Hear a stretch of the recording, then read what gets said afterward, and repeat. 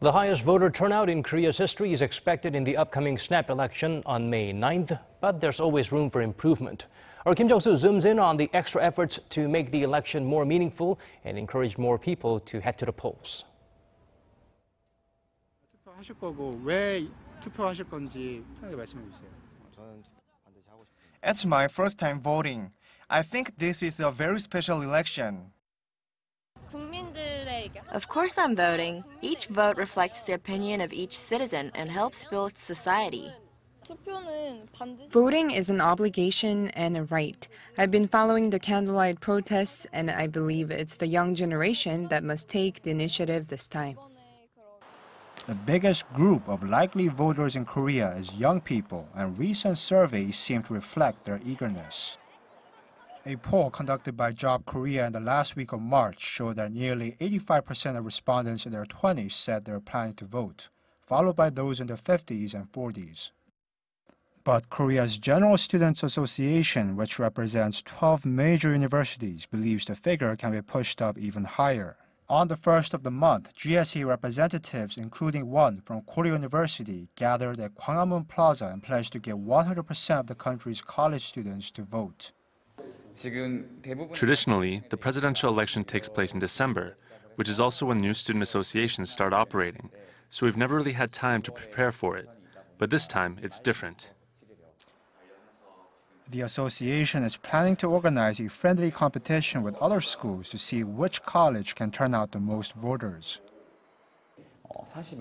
In our own survey, 41.4% of college students said that the current reliance on conglomerates is the biggest problem in society.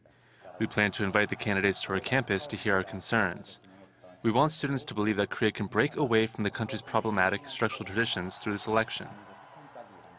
Over in the city of Seongnam, a startup has taken a more light-hearted approach to election season.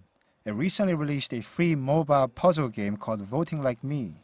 The mechanics of the game are quite simple. First, players choose a candidate as their avatar.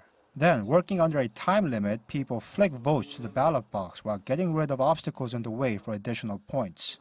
The results from each stage are then synced to an online scoreboard, and players can help their candidate win electoral districts and the whole virtual election by getting the highest score at each stage.